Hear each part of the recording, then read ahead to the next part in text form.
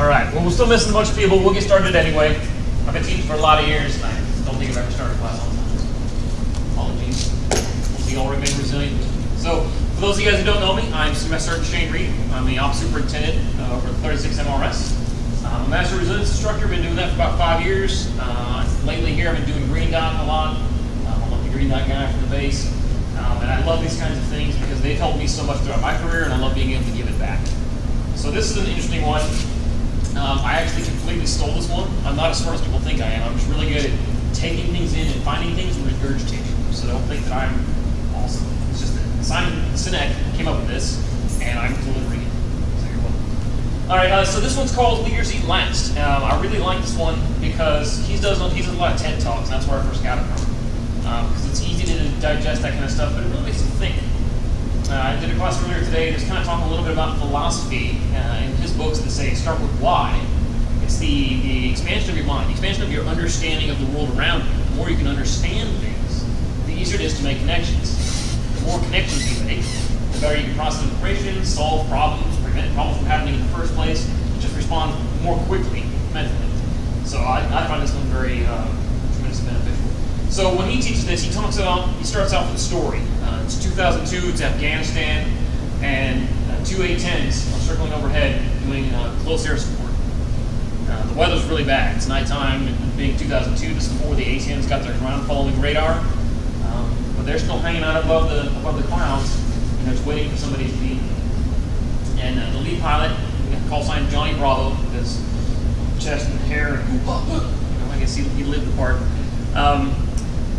Between the radio chatter and some of the lights shining through the clouds, he's getting kind of a weird feeling. And so he says, you know what, I'm going to go down and take a look.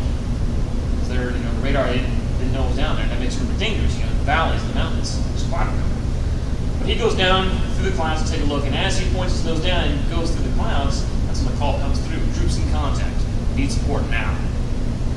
So sure enough, he buzzes in, finds his people, finds the bad guys, pulls on that trigger. 1, 2, 3, get that America, brrr, right there, gets that.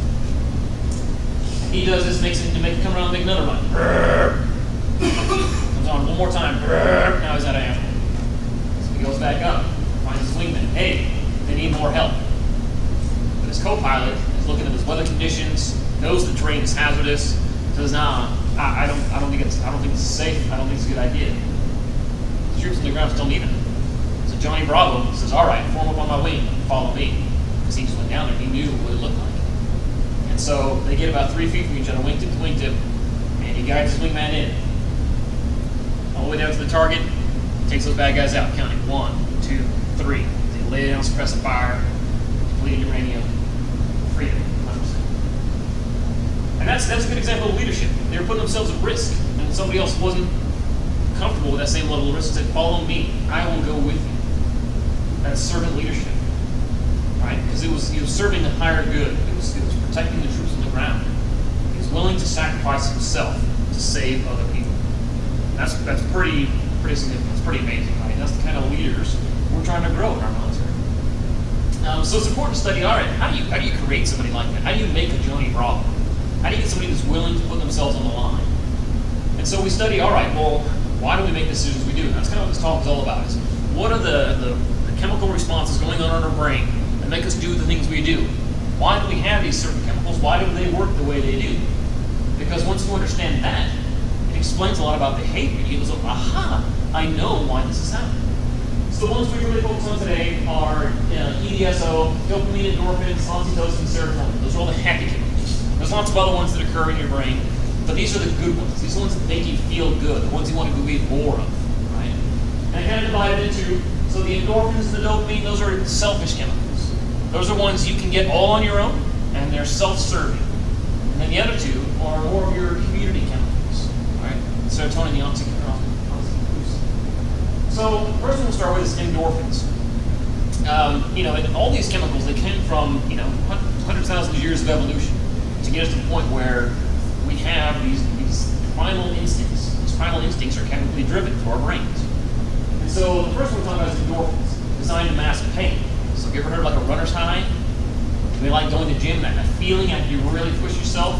Because your body floods itself with endorphins to mask the pain, to hide the damage you have done to yourself.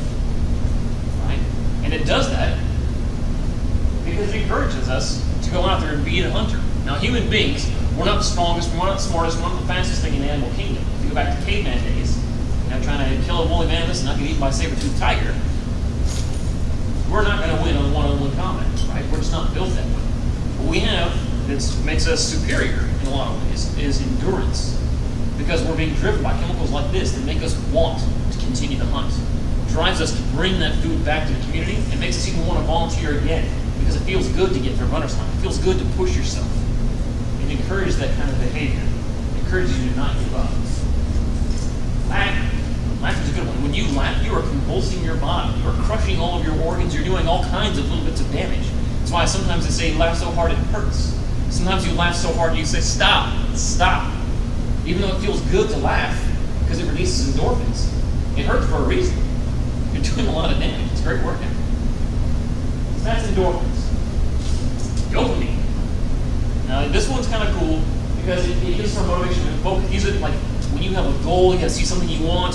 When you get it, right, as you make progress towards it, you get a little hit of dopamine. Every little step of the way, you're following your short-term goals. If you want to get a degree, all right, you complete this assignment, you get a shot of dopamine. You turn that assignment in, you get an A on it, you get a shot of dopamine. All these things start to build up, and you want more and more and more and more and more, which is what makes it so addictive.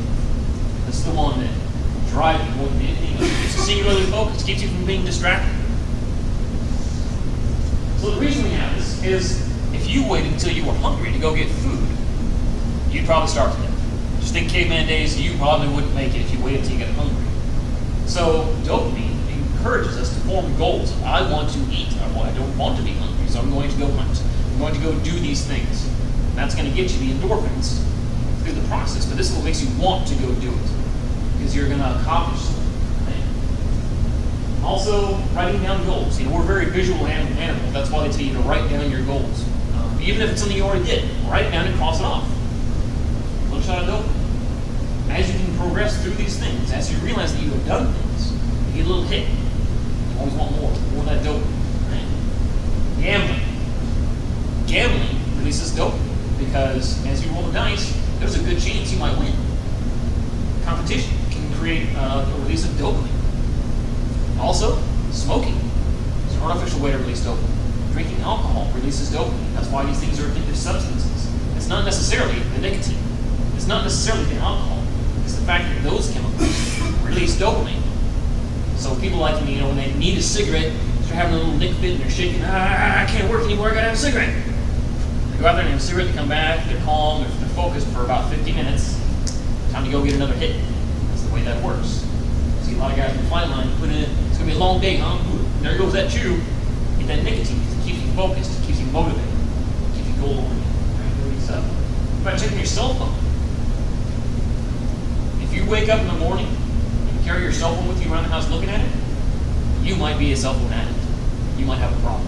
Because every time you're looking at it and you're getting different bits of information, you're getting affirmation on your social media feeds and everything else like that, shots of dopamine every single time. That's why you do it. Somebody like my picture? Somebody like my post? Hashtag 2017, hashtag First Base Wingman Day. Oh, there's me. Every time, shot of dopamine. Right? That's why we stay glued to these things. So it's just important to understand it because it's so highly addictive. So we're going to be careful. Now, all those things are because we live in a dangerous society. And again, go back to caveman days. Why do we have this? It comes back to primal instinct. We want safety, and we are social animals, so we need safety in numbers. So, in this world full of dangers, we have old school physical dangers. There's still tigers out there, right? But how often are we going to get eaten by tigers? What's the odds of that? Not very good, right? Stung by a jellyfish sucks, but it's not really the kind of danger that we walk around concerned about.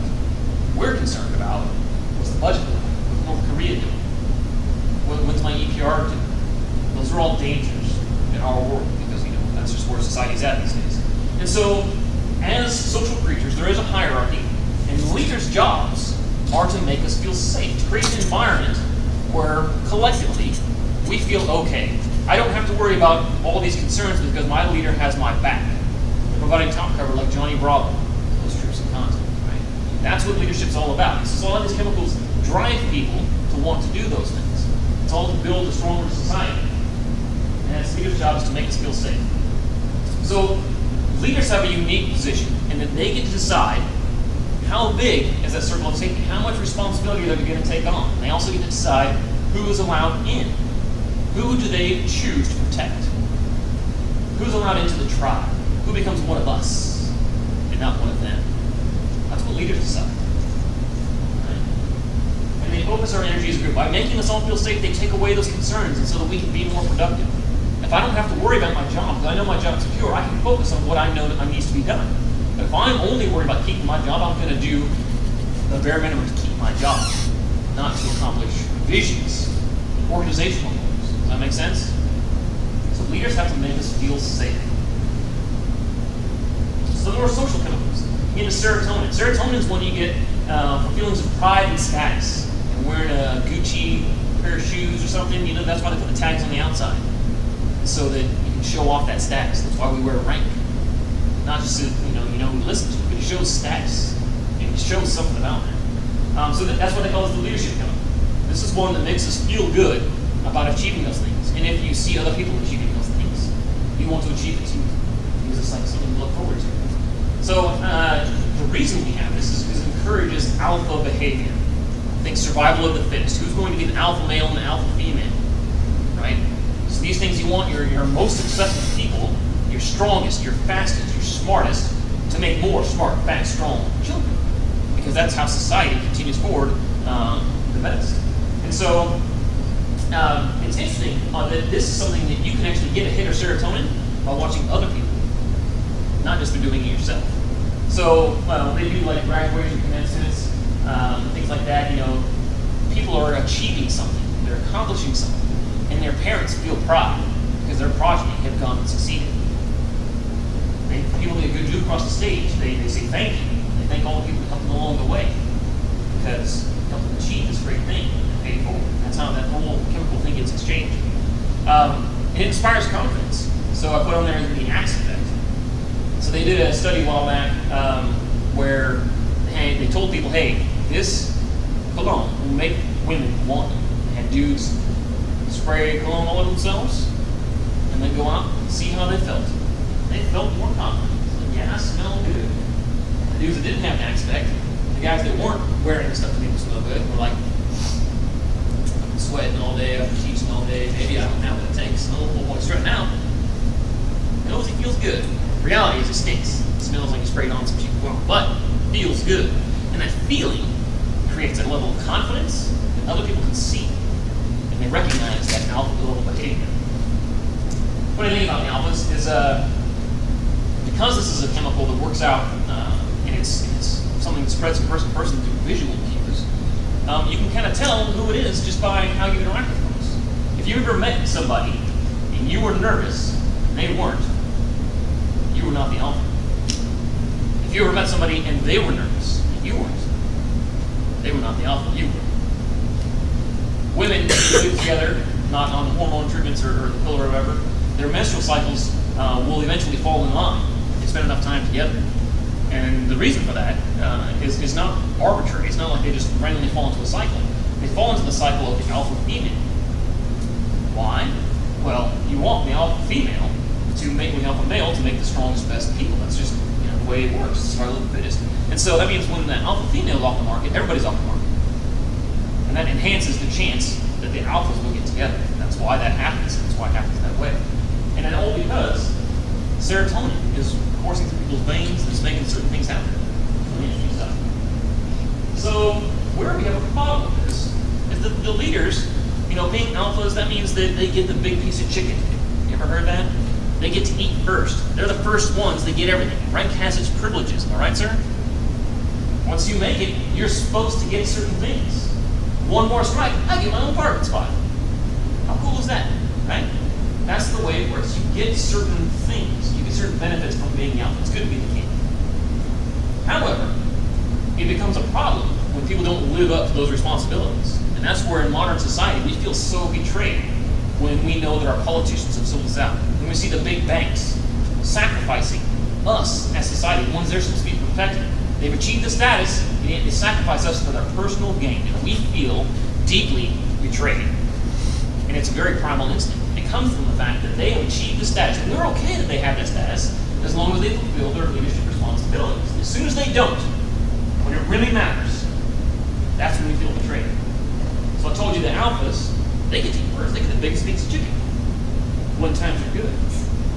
So when we go and we have our fancy ceremonies, whether it's a graduation or an annual award party, we let the guests of honor go first. Those will be your highest ranking people, right? That's leader to eat first. Why? There's plenty of food. No need to worry. That's our way of honoring them. Well, when times are tough, when you're downrange, when you're working long hours, shit hits the fan, your leaders should be taking care of you. The ones down at the bottom are the ones that should be eating first. I wouldn't expect General Perez to rest until all his people are taken care of. Because I know that he's going to be a good leader. I know he's going to do what's right. And I'm going to do the same thing. When it doesn't matter, yeah, I might go golfing at 3 o'clock in the afternoon.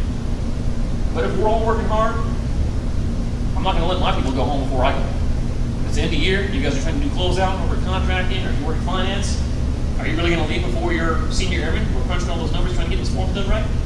Nope. Those jets really need to launch because we're fighting Korea. How long do you think your boss is going to work? Think your commander's going to go to bed? Nope. The leader team last. What it matters.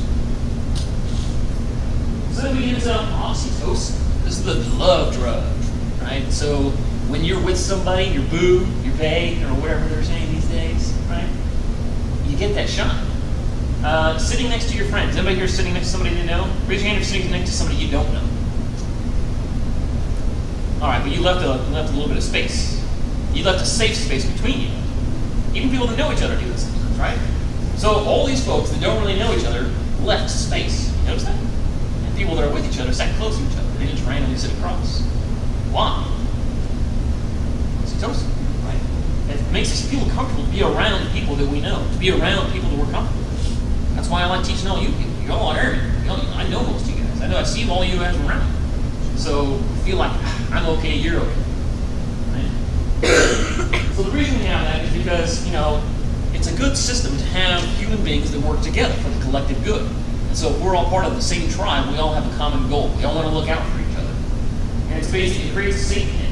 So cavemen, living in the cave, they need to be able to rely on their peers and their friends and their leaders that if something goes wrong, they're going to help protect them and at least alert them to the danger.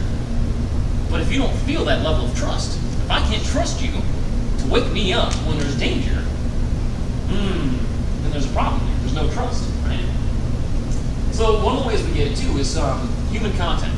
Hugs are a great way to get a shot of oxytocin. Shaking hands. This one's very important because let's say you close a deal, right? You decide you're going to do something and then the other party agrees to it and all your terms are met and you go to close the deal. All right, great. It's a pleasure doing business with you. I'm looking forward to this.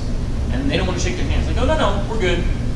You get everything you want, I got everything I want, everything's good. We don't need to shake hands. How are you going to feel? Why is it so awkward? Well, without that confirmation, without that human contact to build trust, just a little bit of oxytocin, to build a little bit of trust, you might either completely squash the deal or at least you'll remain nervous if it continues on. When you get to your new unit, what if you showed up and nobody shook your hand? Did you ever feel welcome? Probably not. That's why it's important when someone comes off the plane, as tired as they are, and dirty as their hands might be, hey, welcome to the team. That's how we do it. That's how we build those bonds. Right? It's very important. Interestingly, another way, this comes out through generosity. And so, if I am generous, if I perform an act of kindness, I get a shot of oxytocin. It makes me feel good. And if you see me doing that good deed, you get a shot of oxytocin. It encourages us to be benevolent. It encourages us to be altruistic. It encourages us to sacrifice for others. And the more you do it, the stronger it gets.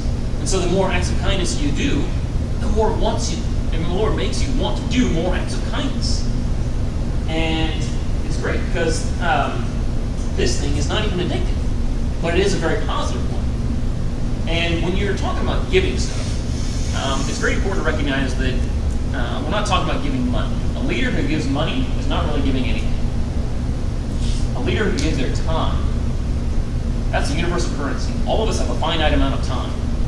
So if you can give somebody your time, that says that you value them as a person. Because your time is worth just as much as my time.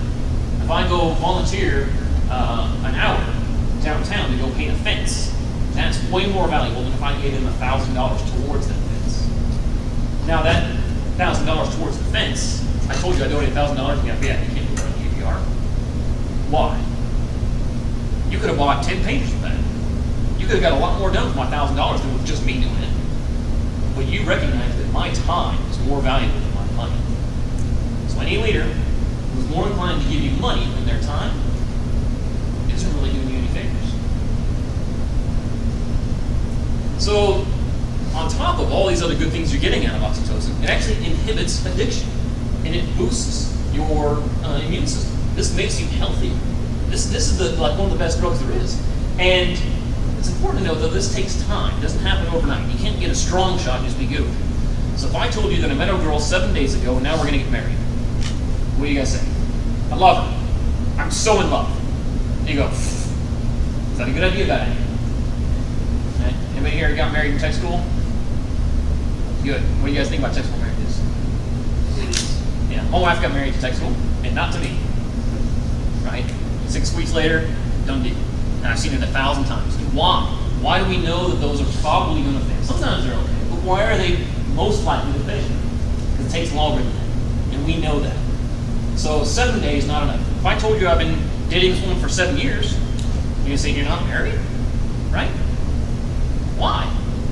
Because we just inherently know that there is a point, somewhere between 7 days and 7 years, there's a certain point where that level should have built up enough that you've trusted each other, you've got this bond, and you should be married. You should have already made that commitment. And it's weird, it's innate, it's something we just know, down to the small parts of our brain. So then we get to this one. This is not one of the happy drugs. Cortisol. Cortisol is a stress hormone. Fly, fight, freeze, or faint. You guys have heard some of those, right? So the stress hormones. Stress hormones are designed to posture your body to respond in some way, shape, or form. Increased blood flow, increased oxygenation, rapid, it makes you get a part of a more rapid heartbeat. So those are all things that help you survive. Cortisol is there to make sure that your body's doing everything it can to survive whatever threat you're perceiving. And if you see me stressed out, you will get stressed out, and you'll wonder why. You'll ask me, "What's wrong?" And now you're elevated. Now you're going through the same problems I'm going through. You don't even know why. It's because it's a group response. So you imagine like a group of deer sitting in the grass, right? And one of them pops their head up because they thought they heard a predator. Whoop! The whole group, whoop, does the same thing. And they all start stressing out. And then the one that sees the lion didn't even hear it, but was only alerted because the rest of them. He takes a run, the whole herd runs, and they all survive. That's the reason why we have this kind of stress hormones going through us, and that's why it's a social response. It's a little bit dangerous though, because in order to devote all this extra energy into your muscles and your lungs and your heart and your brain and your eyes and everything else, it shuts off non-essential systems. Only temporarily, but like your fingernails, right? Do you need to be growing your fingernails if you're going to get eaten by a lion? Nope. Sure don't. Do you need to process and be digesting and taking nutrients out of your food at that exact moment? Nope. That's why when you get nervous, you feel sick to your stomach. Maybe you need to go to the bathroom one last time, right? That's why public speaking makes people physically ill, because they are afraid of it. And stress is producing this chemical that is shutting down non-essential systems, which is great because it'll help you survive. But it's killing us. Cortisol is designed to be a short-term fix to a temporary problem. It's meant to be given in short bursts where it's there, you get to safety, and it goes away. But as our lives get more and more complicated, as our organizations get more and more complex, cortisol builds up and doesn't go away. And all these non-essential systems stay in a degraded state. Your immune system suffers when you're under stress. Your metabolism suffers when you're under stress. I have been under stress for a long time. That's my excuse. Bad thing in other thoughts. So, when you look at leadership behavior, leaders are supposed to make us feel safe. That's their job. That's really their only job. They achieve alpha status. They get this title. We're proud of them, and we willfully say, "You're right. You're the boss. I'm going to give you make more money from me because you've achieved that." And when they fail to then do their duty and take care of us when it matters, that kills us too, little by little, day by day. Toxic organizations are like this, where everybody's looking out for themselves. And so what we're trying to do for leaders is to understand these kinds of behaviors that lead to other behaviors so So we can grow the kinds of leaders that will lead last when it matters. The kinds of leaders like Johnny Bravo, willing to sacrifice themselves for other people. That all makes sense? So it's important to recognize that leadership is a position. Or it's not a position, sorry. Leadership is not a position. A lot of times we use it that way, like it's a noun, right? Squadron leadership automatically means who? Commander, chief, first sergeant, DO, I don't know, the high-ranking people park at the front of the parking lot. Leadership, capital L, right? But when we're talking about this stuff, it's not. It's not a position you just attain. You can get all the rank in the world and not be a good leader. Not a real leader. There really aren't good leaders and bad leaders. There are just leaders and there are not leaders. And sometimes they hold a rank without being a leader. So we want to encourage that kind of community spirit, that kind of self-sacrifice that makes people good leaders. And it needs to be recognized, because if your people don't see it, if people don't feel safe in your organization under your leadership, then it goes back to that base level. Their cortisol levels stay high. And people might be killing them, slowly but surely. So you look at the example of the Spartans, right?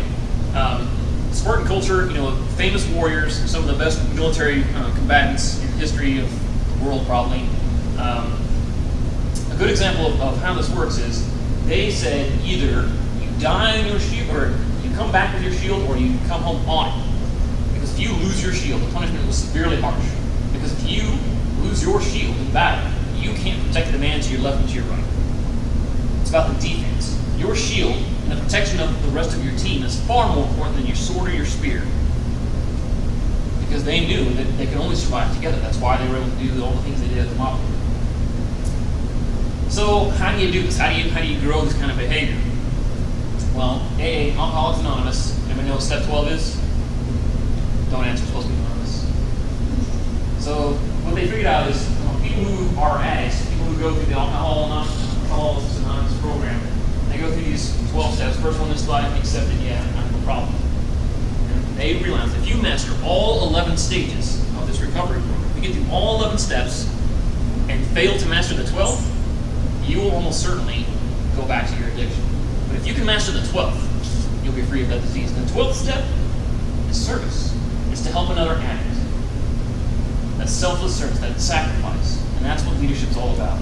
If you can find a way to devote your life and be willing to give it all in defense of your family, of your tribe, of your team, then you're a good leader. You're a real leader. So all of this, I feel, is very important when we talk about having a growth mindset. So a fixed mindset says, wherever I'm at in my life, that's the way it is. I'm just an airman. There's nothing I can do. My boss won't let me. I told them they won't listen. I'm sure it's always going to be this way. Oh, this new Air Force, the new EPR system, blah, blah, blah. You go on and on and on. A fixed mindset says I'm a victim and there's nothing I can do about it. A growth mindset says, wow, I failed at that. I'll be sure to do better next time. Right? A growth mindset says, oh, I didn't realize I was doing it wrong. Let me fix it. As opposed to everyone else is the problem. I'm fine. So the reason I think it's important to go over this stuff is to understand human motivation, human behavior. Figuring out why do we do things the way we do? Why do we perceive the way we perceive it? And that'll help you understand how to be a better leader. Realizing that you can change, you can influence the way your brain operates simply by doing good deeds, by looking out for other people, by being willing to sacrifice for the greater good. That makes sense? Alright. So that's all I've got for you guys. What are you guys' thoughts on that? Am I right or am I wrong? Well, clearly it's not me, because Simon Sinek came up with that whole thing, so it doesn't hurt my feelings.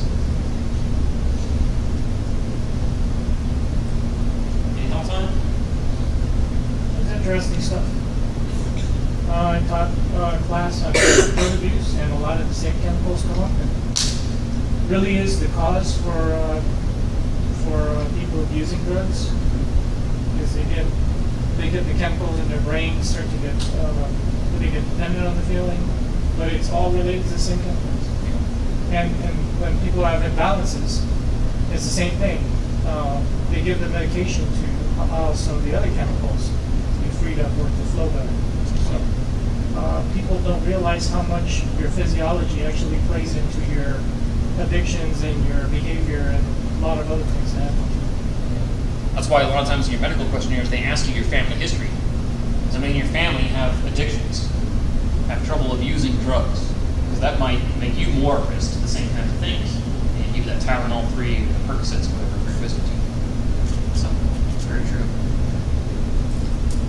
One of the other interesting things I found in some of my research was understanding these chemicals work the way they do should have hopefully encouraged you to be patient in trying to make changes, because over time, repeating certain behaviors digs a deep rut in your brain, where those nerves, they transmit all those signals throughout your brain. If you follow the same patterns of behavior, chasing those same chemical highs, then you're going to get stuck there. You get really used to it. So as you try and build new connections in your brain by forming new kinds of behaviors, it takes time to retrain your brain. But you can do it. It's very possible. It's in everyone's best interest that you continue trying to do those things. So anyway, if there's no other thoughts, questions, actions, then that's all I have for you for today. I hope you have a happy Wingman Day. Don't forget to do the hash brown and put all on the book, all the faces.